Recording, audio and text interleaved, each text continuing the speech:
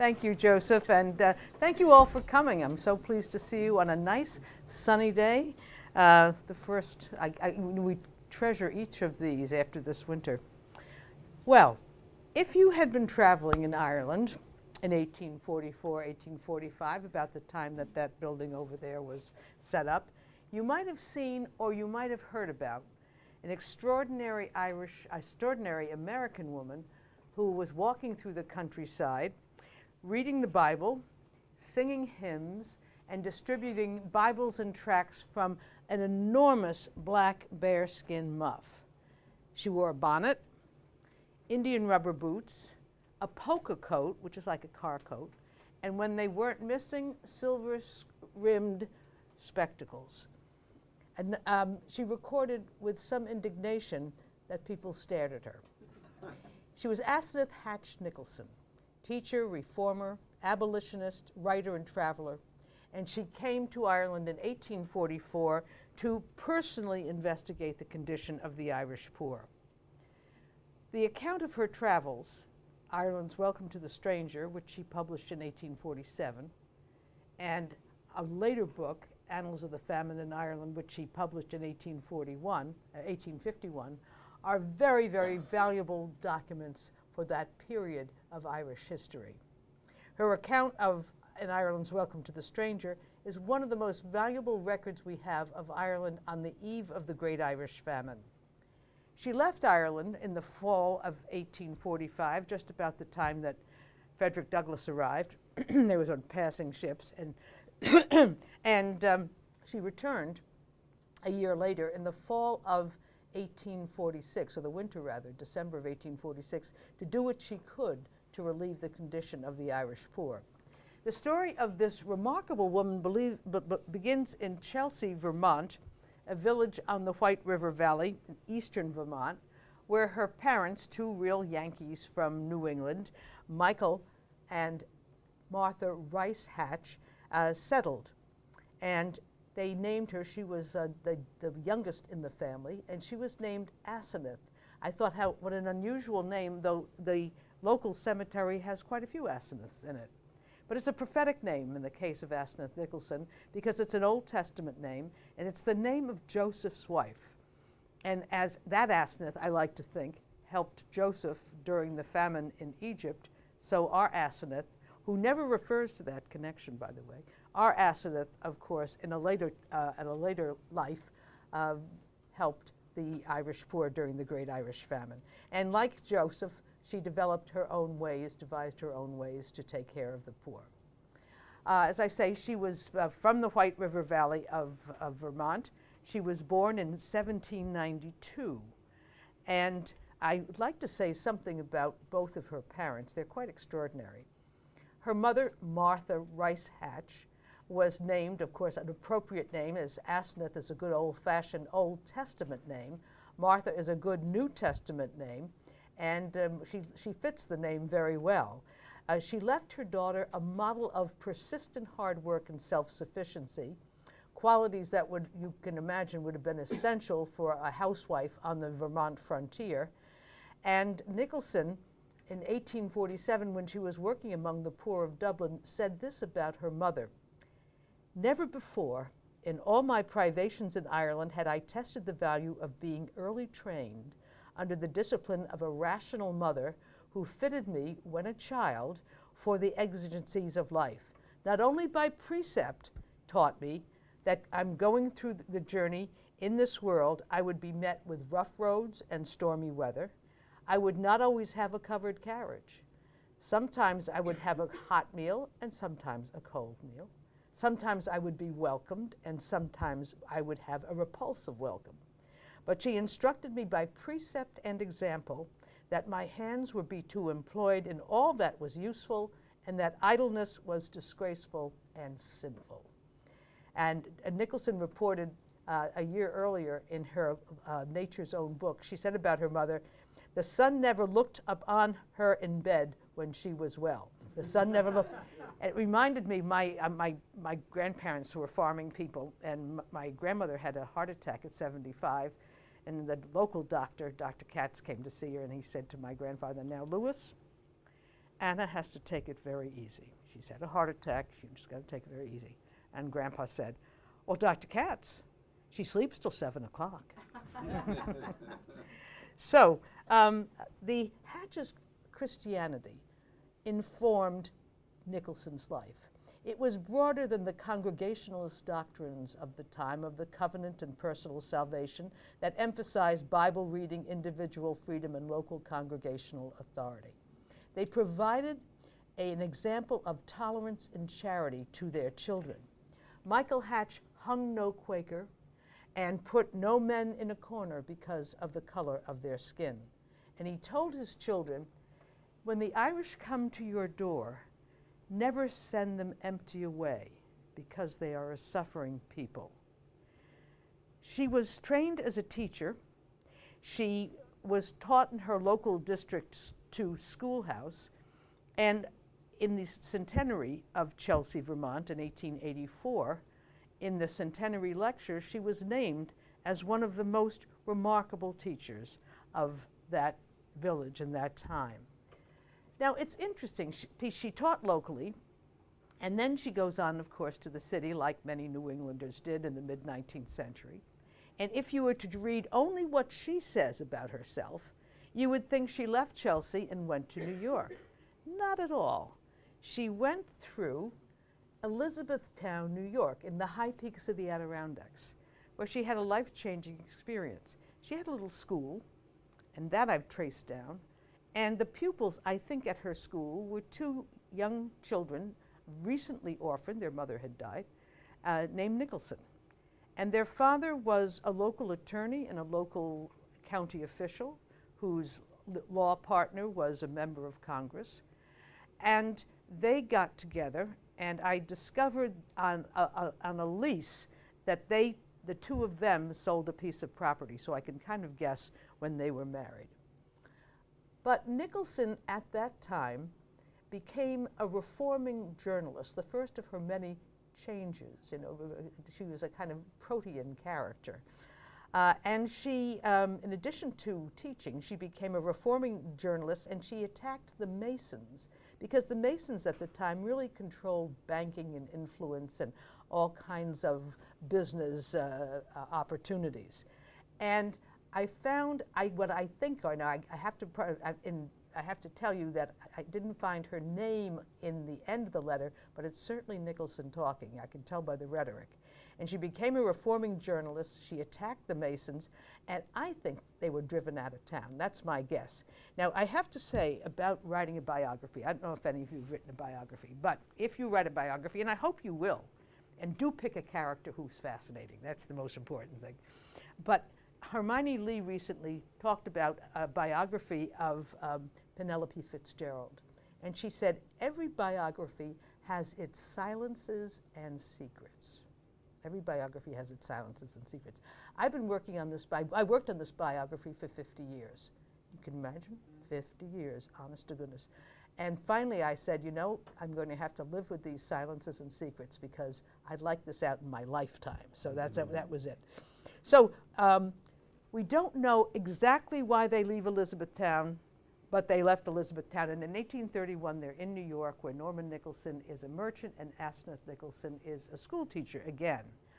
But in 1831, she goes to a lecture by Sylvester Graham, as in the Graham Cracker, and it's like St. Paul on the road to Damascus. He is a vegetarian, a health advocate, doesn't believe in caffeine and so forth, and she is struck. She's already a teetotaler, but he says that man has a physical fall as well as a moral fall in the Garden of Eden, and actually you can't eat flesh. The tough thing for her was caffeine. He said caffeine is addicting, and in fact he didn't even like hot chocolate. He said it gave you the delirium tremens. So she became a disciple, she became a vegetarian, no coffee, no caffeine, and she opened a Graham boarding house, in a series of Graham boarding houses in the city, down in the financial area, first in Wall Street, then on William Street, and finally on Beekman Street. And the people who were in this boarding house mainly New England reformers, people like Horace Greeley and the abolitionist Tappan brothers. They were all teetotalers, they were all vegetarians, and they were abolitionists. And I found a letter from a fellow from Amherst who wrote to his brother and said, in this establishment, the persons in this establishment are not only Grahamites, they are Garrisonites.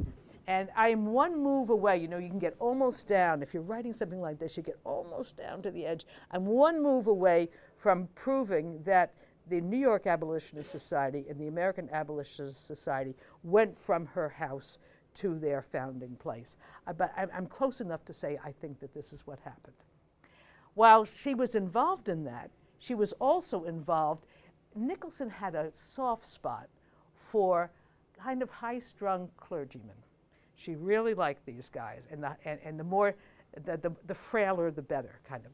And one of these guys came to New York named MacDougall, and what he wanted to do, he came for the Sunday school business, but what he really wanted to do was reform prostitution. And his idea was that he would he would publish the name of the Johns. Not a good idea in New York in 1840. The business community took exception to this expose, and so he went from one, he was tossed out of there and finally died. And I think it was Nicholson who wrote his biography, at least I'm told in her obituary that she wrote his biography, and she calls him a martyr to the seventh commandment. She also, at that time, worked in the garrets and cellars of the 5 Points. If any of you saw the Gangs of New York, you know that area in New York City down around the courthouses, down around City Hall, the courthouses there. That was the 5 Points, a very rough slum filled with the poor. The Irish immigrants first came in and they were there. And Nicholson worked among them. And she said, it was among the garrets and cellars of New York that I first met the Irish and saw that they were a suffering people. And she also has Irish girls who work in her boarding house, girls from Urlingford, County Kilkenny. So when Nicholson is determined when she would have a chance, she would go to Ireland. Now the plot thickens because Mr. Nicholson, I think, said, I'm out of here. I married a school teacher who would take care of my children. We come to New York. She runs a boarding house. She becomes an abolitionist. She's working with MacDougall. All of the stuff is going on. I think he disappears back upstate. His children, the older children, went. And I found a Norman Nicholson who dies in Canton, New York in 1839, and I think that's the guy. But again, silences and secrets, folks. You have to, it's an article of faith, that's all. So she says, she decides that she is going to go to Ireland in 1844. She leaves in May of 1844 aboard the Brooklyn, and she spends the next 15 months walking all over the Irish countryside. It was quite a courageous adventure for an arthritic widow of 52. Now I told you, I spent a long time on this project. When I was younger, when I was your age, I thought 52, wow, wasn't she brave? Now I think just a girl. Just a girl. So she spent 6 months walking around investigating their conditions, and then she went to the Hibernian Bible Society, got Bibles in English and in Irish. She got 2 bags, and she filled them with her Bibles, and she put them on a cord under her poker coat, and took her umbrella and her bonnet and so forth, and off she went to personally to read the Bible to the Irish, to give Bibles to the Irish who could read, and to read the Bible to those who could not. Now you can imagine in 1844 this was not a straightforward mission. Protestant missionaries were actively evangelizing in the west of Ireland, and so Roman Catholic were suspicious of Bible-reading strangers, and many of their priests said to them, don't have anything to do with these people. They want to try to convert you. And the Protestants suspected her broad tolerance and democratic ideals when she visited these missionary colonies. So what does she do? She decides herself that her message from the Bible will be the message of broad ecumenism and Christian charity. For example, when she visited Galway in the first 6 months, her choice of text was the Gospel of John. In my Father's house there are many mansions. And this was a kind of clue. She'd go in and when he asked to read, and she'd say, "In my Father's house there are many mansions," and that was the clue that she was not going to try to convert them. That acknowledgement that all are God's children. She also liked to quote from Matthew, "I was a stranger and you took me in," and Hebrews, "Be not forgetful to entertain strangers, because you entertain angels unaware." So she chooses texts that show a broad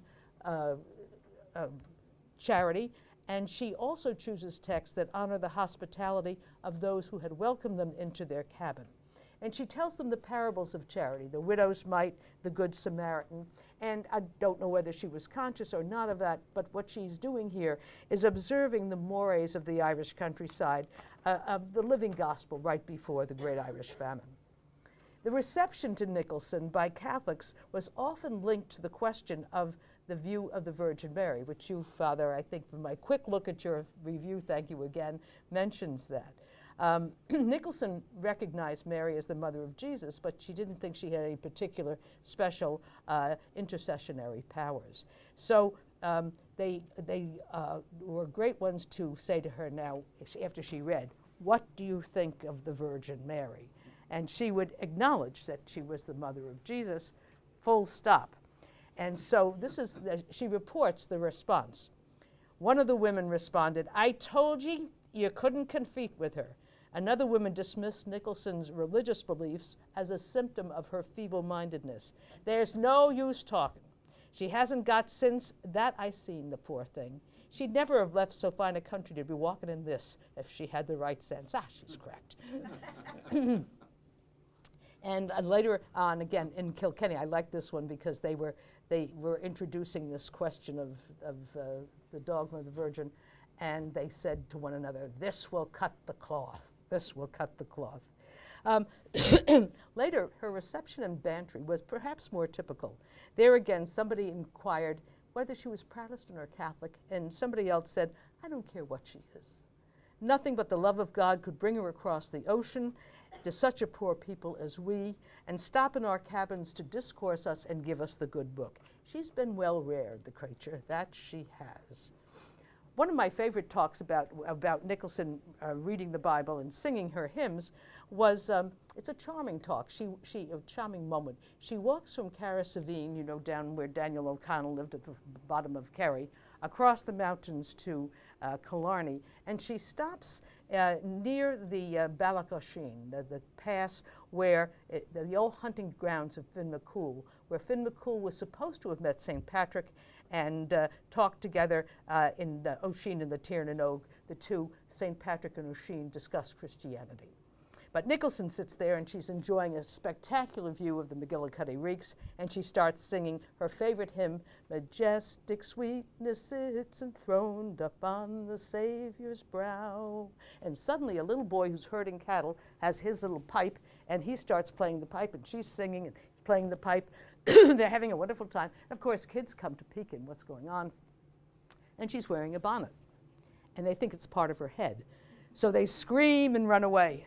Now, I thought that was very funny when I first read it, and then I was collecting and doing the work for my doctoral dissertation in County Longford, where the pot is from, by the way, and I heard this expression, local expression, "She's a big mahushan of a woman," big, rangy woman. And I said, "Where does mahushan?" I said, "I've never heard that word, mahushan. Where does that come from?" "Oh," they said, "in 1798, when the British came through, they had Hessian soldiers, and they had those big Busby hats, and the local people thought they were part of their heads. So now when we see a big woman, we see, she's a big mahushan of a woman." So there you go, the same kind of things. But she goes, a neighbor of mine, I gave a copy to the book, and she's up helping with her mother at the moment, and she said to me, "What's the city on the hill?" One of my chapters is called City on the Hill, and that's the the city on the hill, the thing that the place that we look to as a model, the place that is a kind of exemplar for us. She said, "I've read through the whole book, I found all those places in Ireland, but there's no city on the hill." So I had to write back last night, "Well, it's not exactly that." But she has a chapter called The City on the Hill when she goes and visits these Protestant missionary colonies, and she's prepared to be very impressed with them. And she finds that they're completely lacking in Christian charity. First thing that happens, she goes first to Dingle, then she goes to Achill, and they say in Dingle, "Do you make a practice of going among Catholics?" And she said, "I make a practice of going among all the poor without distinction. And I'm sorry to say that my own don't have a place for me, and it's only that the Catholics bring me in that I would have been without shelter." But the real thing, Nicholson is a teacher, and one of the litmus tests as she goes around the country as she talks about areas around the country, is she visits the schools. She comes in every place. I mean, she's always checking things out. And so she goes first to the Protestant missionary school, and she asked, there's 60 girls there, and Nicholson is asking, what do they learn, this and that? And she said, and do they learn to read maps? And the teacher said, no, we don't. She said, they're poor people, they're the daughters of the lower order, and we do not advance them. Nicholson's not happy. And she goes to see the Presentation sisters. Presentations are pals because her best pal in Ireland is Father Theobald Matthew. Of course, the Temperance, and it's amazing how this cuts through. So she visits the Presentation school, and she asks the nuns what they teach, and she says, though they're children of the poor, we don't know what God intends for them, and so we teach them everything we can. We don't know what God intends, but we'll teach them everything we can. As she walks around Ireland, this is 1844, 1845, she begins to record what are going to be now in the 21st century and after the 150th commemoration of the Great Irish Famine, where you have historians and economists going back and looking at the famine again. They're really coming up with what Nicholson sees in 1844 and 1845. What she sees is unemployment. The British papers and many travelers say the Irish are lazy, they're always begging. No, Nicholson said they want work, they need work, that's the thing. There's endemic poverty. She sees poor housing. She sees that the land question is going to explode. And finally, and most critically perhaps, she's quite happy to live on potatoes and a mug of water because after all, she's a Sylvester Graham girl. But she says a single food source. And a young man in Brownstone says the greatest curse that was ever sent on Ireland. And he talks about the landlords feed them the potato and then despise them because they're poor. One of the places Nicholson most wanted to visit was Achill, the missionary colony in Achill.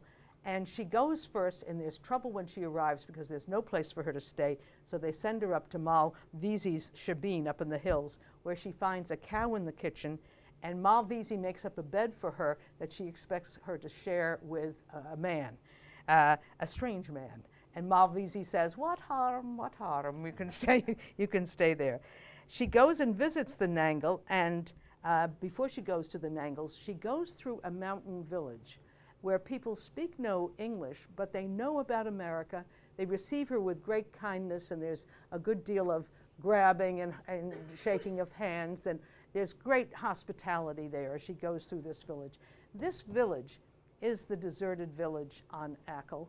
And when we were doing the Irish Hunger Memorial in Battery Park City, I said to Brian Toll, go see Achill, go, and it was that deserted village that really inspired him to do the design on the Irish Hunger Memorial that we have in Battery Park City. If you ever go there, I want you to notice it is a roofless cottage, abandoned cottage, but it meets the New York City building code. That abandoned roofless cottage can stand up to earthquakes. So I just want you to know that. So if you happen to be caught there during an earthquake, don't worry about it. Okay. She goes on to see the Nangles, and they, again, she gets in trouble because she talks about the literacy. She thinks people should be able to read the Bible themselves. They think they should have the Bible read to them. And they say, oh, well, these people are too old to learn to read the Bible. Nicholson says, nonsense. We teach people as old as 60. Not too old. People teach old as 60. And so she's thrown out of there. And later on, she reads a letter that Nangle writes about her, which says, he allows that she is a person of some talent and education, but he says she's pursuing a course utterly at variance with the modesty and retiredness with which the Bible gives a prominent place in its delineation of a virtuous female. Now, Nicholson is always quoting St. Paul about virtuous females. She pays absolutely no attention. I mean, she thinks she quotes St. Paul, but then she goes off and walks around Ireland by herself. So, but he concludes, and I love the conclusion of his public letter, there is nothing in her conduct or conversation to justify the supposition of insanity, and we strongly suspect she's an emissary of some democratic and revolutionary society. What did people make of her? They thought that she was possibly a saint's visit because of the parable of hospitality, that of making a pilgrimage to a holy site, and she did climb Croagh Patrick, and almost, again, paid no attention. People said, you know, you really shouldn't go up there by yourself. She went at 4 o'clock in the afternoon, got lost on the top, came tumbling down the hill. That was her. So off she went, leaves Ireland in 1845, goes to England, and comes back in 1846, in December of 1846. It is the second year that the potato fails. I always think of the famine 1845 to 1852, because in 1852 we stop having what we call excess mortality. But 1846, the potato fails again, and it is catastrophic this time. And the Peel government is gone, and Russell's government comes in, and he's kind of the 19th century Margaret Thatcher. So it's not a good time. There's no record. I have been able to find no record of when Nicholson found out about the famine conditions. I'm sure she heard from her friends in Ireland, but she arrives in December to do what she can for the Irish poor. And she returns with that real sense of divinely appointed mission. She paraphrases St. Luke, and she says, Father, if you are willing, remove this cup from me. Nevertheless, not my will, but yours be done. Very much, she sounds like, if you read Florence Nightingale, Harriet Tubman, even Margaret Fuller to some degree, this sense of being on a divinely inspired mission and being answerable to a higher authority.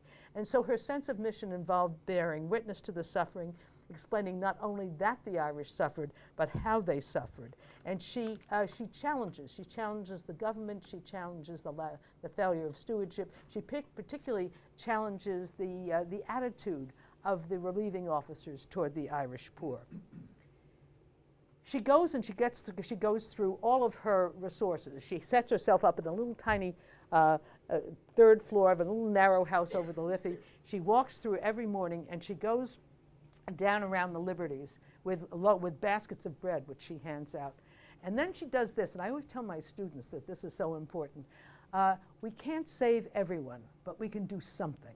And so what she does is she commits herself to a few families in the Liberties, and she teaches them to cook Indian corn properly. She helps them, and she helps them to become self-sufficient. And she, in fact, one of the girls of the family becomes a seamstress and is able to support the family. And she runs out of money. She has another printing of Nature's Own book.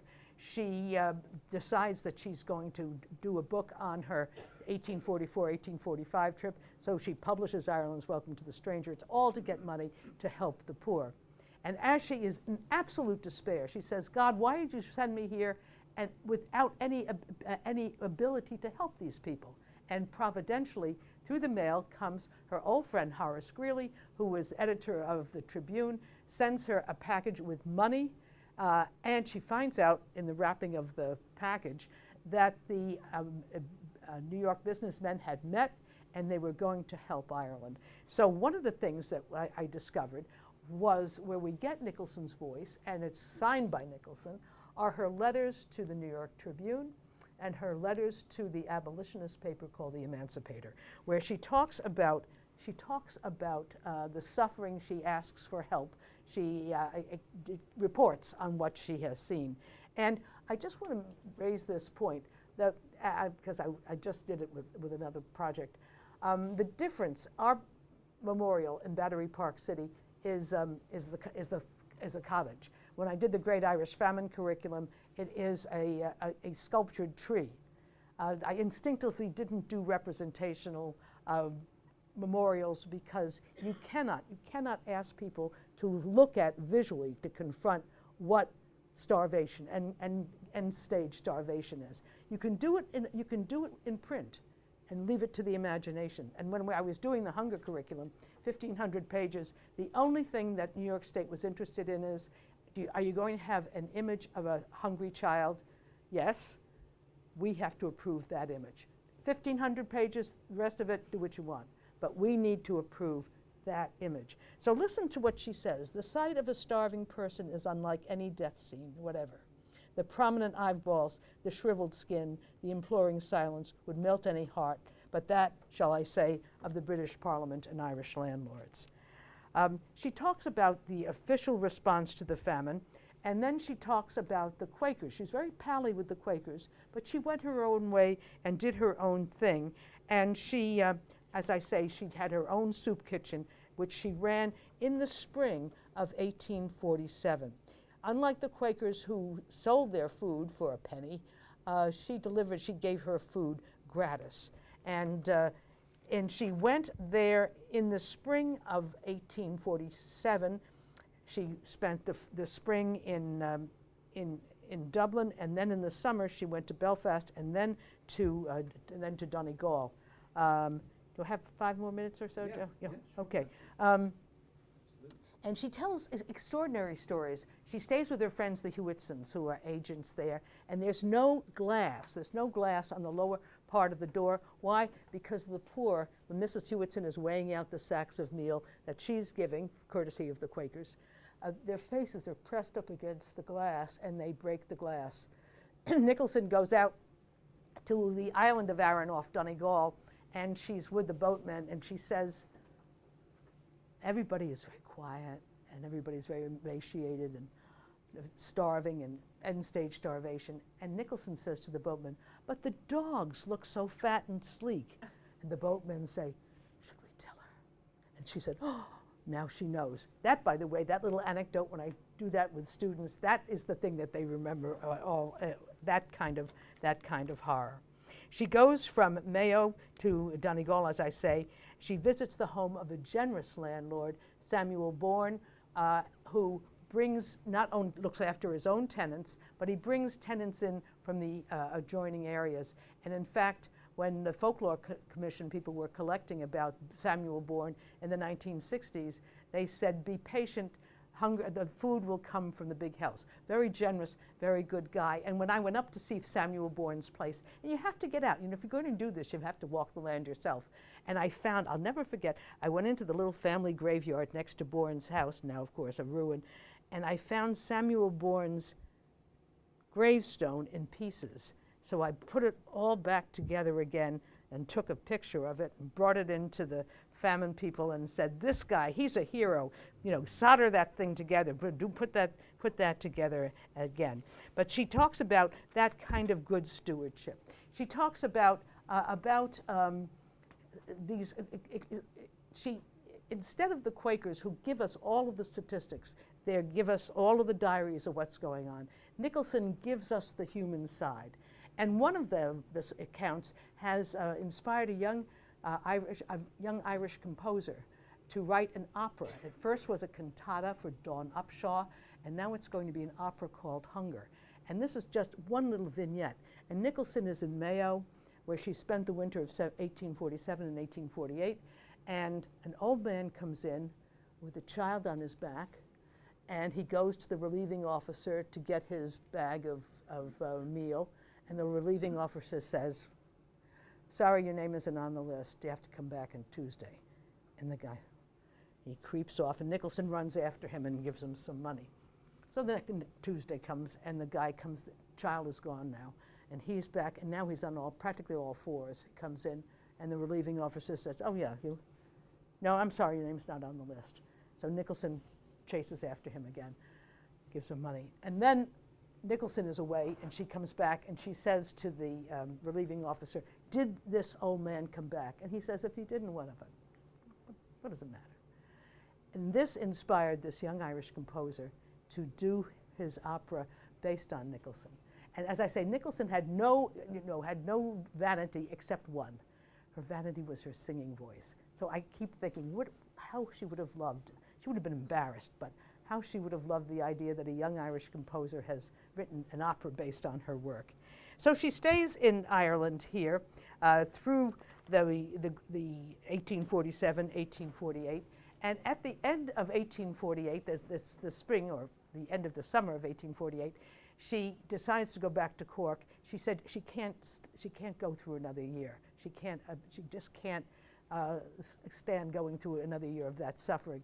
So she goes back through Tuam from Mayo, and she's on her way to see Father Matthew, and she stops to see the presentations again. And she says for the first time since the famine began, she sees children with normal affect, because the presentations learned how to make Indian meal. They fed them breakfast, they fed them lunch, they taught them, then they were making little needlecraft things. And she said she realized that she hadn't seen normal children for a couple of years. She goes on to Cork and she says goodbye to Father Matthew. And well, somebody said to me, who would play Asenath Nicholson? I mean, you ever wondered about that? And Father Matthew, and I said, Katharine Hepburn and Spencer Tracy. That's it. And when they go to Cork, one of the things she does is she's involved there. They go out to the Father Matthew Tower, and I can see them kind of drifting around there. He does give her a gold locket. She told me that. And because she stopped, and she told the woman who was spinning, see this? Father Matthew gave me this. I suppose she said, whatever, you know. But anyway, as she prepares to leave Cork, there is a funeral. And she walks in the funeral line. And it is, I think, for her, a kind of metaphor for mourning the dead of her friends in America, family in America who died while she was gone, but also all the Irish poor. And when she leaves Ireland, this is really eerie because I was leaving Ireland in 1966, and I was learning Irish, and I wrote down in my book in the Irish language, from the 137th Psalm, if I forget thee, O Jerusalem, you know that one. And I found later on when I was reading Nicholson's book, when she left Cork that day, she said the same thing. She thought she'd go home, but instead she stayed in Europe for a while, and she went first to France. She went with a group to France to inspect the French Republic in 1848. The next year she joined Elihu Burritt in a peace delegation to Frankfurt. And she was around for a while longer, went back to America in 1852, and she lived she really spent a lot of time in Williamsburg working among the Irish immigrants. She died in Jersey City, that I know, in 1855, was buried in Greenwood Cemetery. Last mystery, put in one grave, taken out, put in another grave, who knows. There was a very, very long obituary, probably written by Horace Greeley, and then she disappears. She just falls out of sight. And in 1926, Alfred Shepard does an edited version of Ireland's Welcome to the Stranger, which he calls The Bible in Ireland.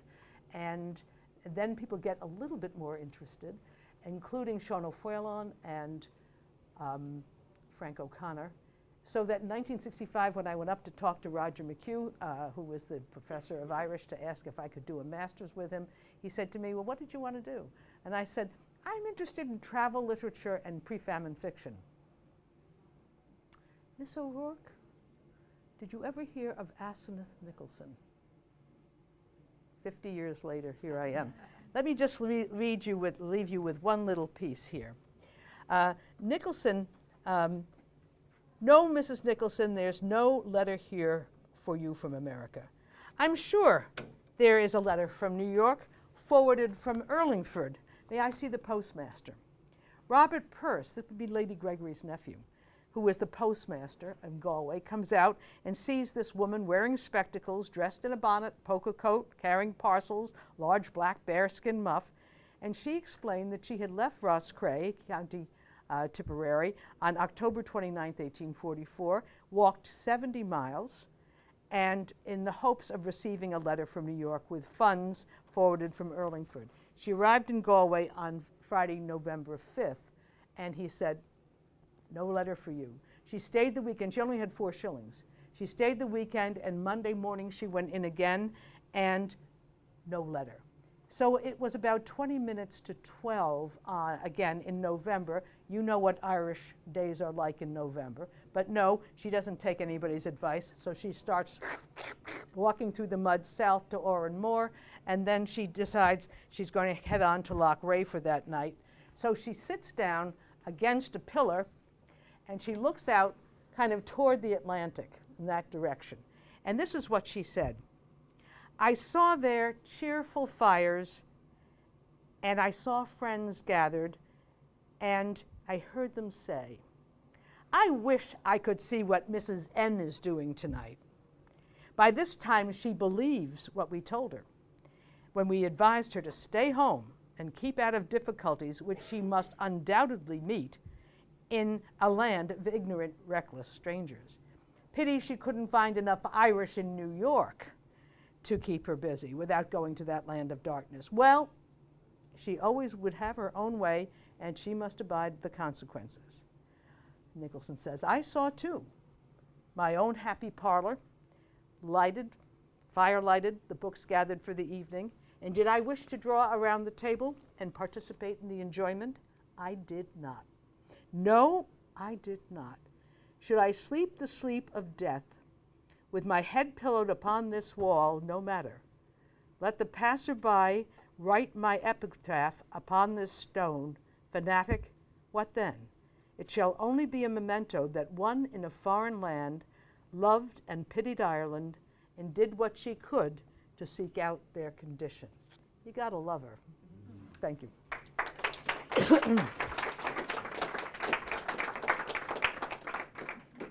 Everyone, this is a copy of the book. You can get it online easily.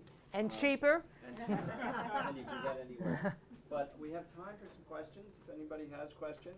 If you want to have a look at the book, you can come up. I can also pass the book around. Yes, Father.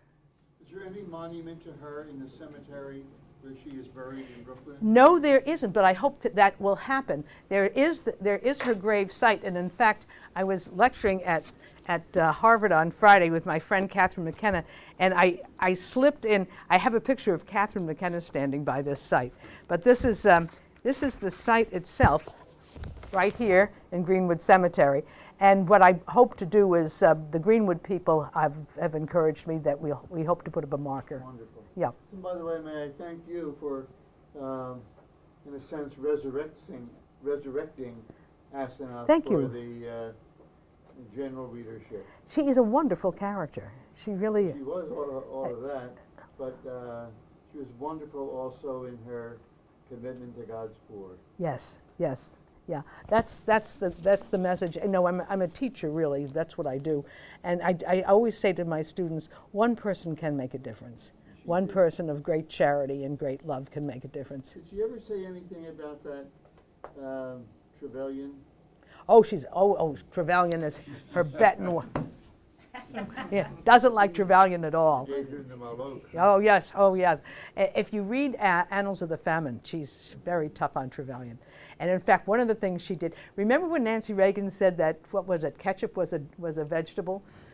Well, they had this awful black bread, and Nicholson wrapped it up and sent it to her. That's the kind of stuff she did. Yeah. But anyway, in Annals of the Famine, and that's available cheap on Amazon now, because there are all those secondhand copies floating around. There'll be that eventually with this, but this is much cheaper. If you got it from Syracuse, it's $39, and I think from Amazon it's $26. Because somebody came, one of my readings, and somebody said to me, look, I want you to know, people lined up buying the book, and so he said, I just want you to know that I'm really buying the book, but I'm not. NYU is charging the full price, and you know what it is on Amazon? And I said, tell me about it. That's where I'm getting mine, because I ran out of my author's copies. There was a question, yes? Yes, I have a question about her connection with Quakers.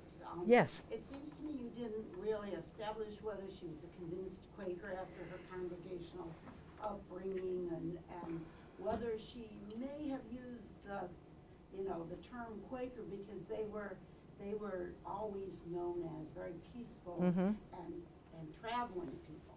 And I wonder whether there was. Good question. I just don't see how she was particularly a Quaker from what you said. No, she wasn't. In fact, when she left the Congregational or Presbygational, as sometimes they call these New England, that New England Great Reform movement, she would be more, I think, probably at heart a Methodist. She was buried out of the Dutch Reformed Church, and she was there at the end. So, but she was very pally with the Quakers. Her great friend in Dublin was Richard Davis Webb. If you've read Colin McCann's Transatlantic, don't believe him on Richard Davis Webb. Richard Davis Webb was better than he makes him out to be. But Richard Davis Webb was her publisher. She lived with the Webbs. They were very, very good friends. Why?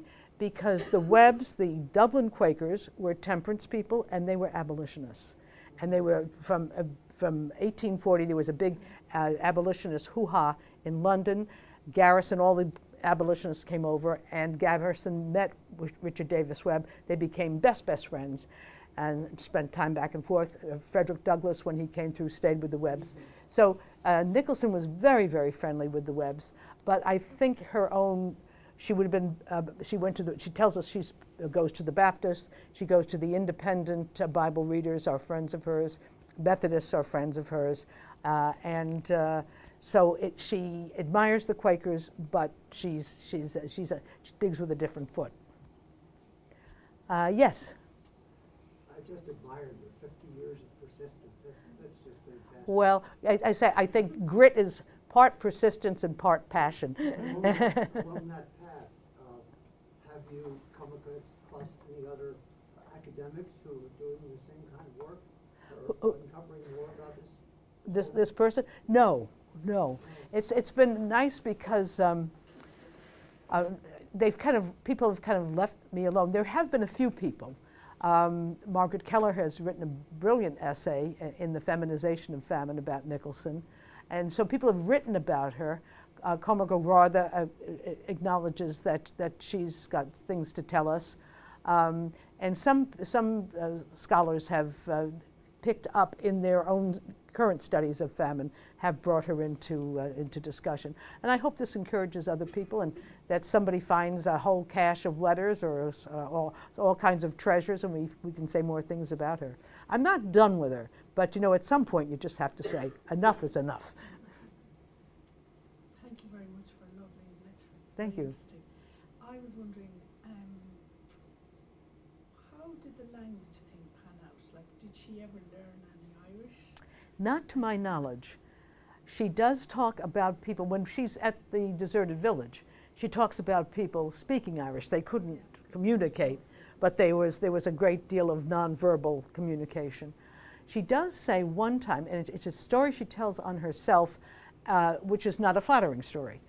She's in Galway, she's on her way, she's south of Galway city, and she's stops in, and there's a young woman, a servant, helping in the house, who starts to sing, and she sings a Sean-Nós song, and Nicholson's never heard Sean-Nós singing, and Nicholson's kind of giggles, and the girl says to her, the Banatee, that this woman has displeased her, she's insulted her, and Nicholson is mortified because she realizes that she has been, she's been very, very impolite.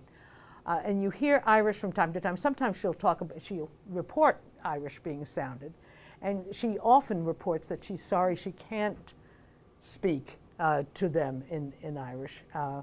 But apparently, I think there was a lot of, and I think Nick Wolf's book, that new book that he has out on Irish language, I think there was an awful lot of functional bilingualism.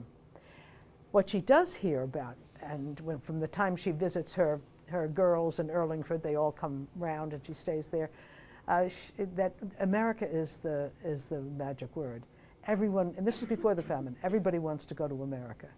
And at one point she's comparing the slave with the Irish poor.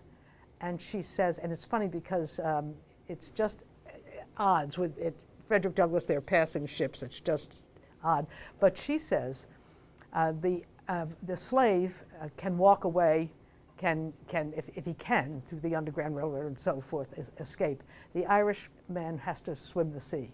And Frederick Douglass says, the Irish are poor, but they're not slaves. Nobody owns them. So I mean, it's just, you know, the way that you look at it. But I think that expectation of America, the reputation, everybody wants to know about America. So again, that functional bilingualism, these people remember the National Education Act is 1831, so it would have been in play for at least 10 years. And I think, as I say, there was probably a good deal of functional bilingualism. The language of the household, probably Irish, always Irish, but once they step out, they did their business in both languages, probably. Did she have any connection with her own children? She doesn't have, she never mentions them. I didn't discover them till I discovered Harriet Nicholson and the children, and that was a fairly recent discovery. I mean, that was a big gap. What happens there? And then I discovered, and this is, while most of my stuff, I'm a Luddite. I don't have an answering machine. I don't have one of those trick phones. I don't have a GPS. I mean, all that stuff, but I do use the internet.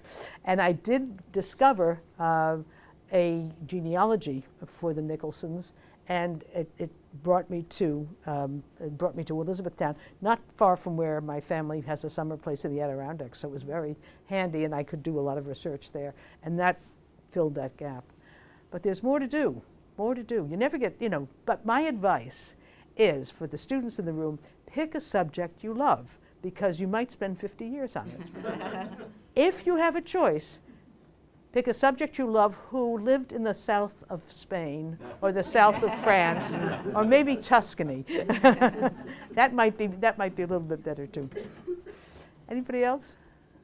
Well, I want to thank you for your attention and your kind reception. Thank you.